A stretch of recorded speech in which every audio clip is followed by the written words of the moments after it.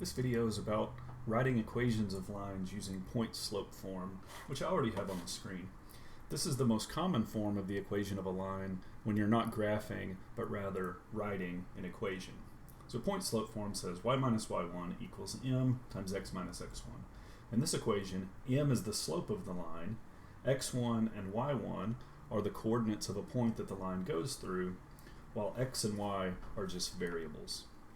So in this problem, we have all of the needed information to find the equation of a line. We have a point that it goes through, and we have the slope.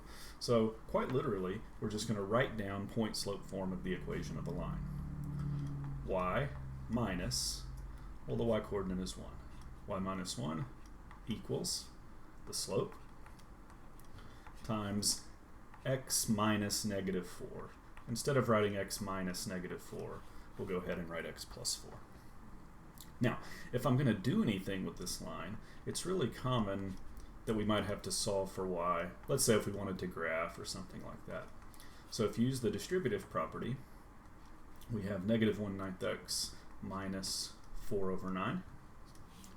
And now if you add 1 to both sides, well, 1 is 9 over 9.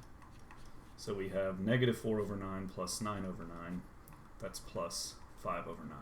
So we've converted from point-slope form to slope-intercept form, which has the side effect of giving us the y-intercept of the line, which is 5/9. So that's just a really basic usage of point-slope form. What you'll have to do very often is something like in the next example. So what if we have 2 points that the line goes through?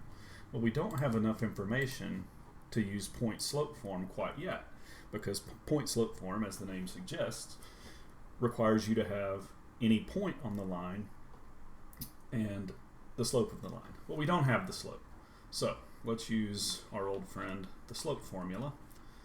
So the slope of a line is y minus y over x minus x. So we need to simplify this. Negative 5 minus 3 is negative 8. 4 minus 3 is 1. So the slope is just negative 8. Now I can use point-slope form, choosing either one of the two equations to use when I write point-slope form. So I'm going to choose this one. I actually don't like this first point since the numbers are the same.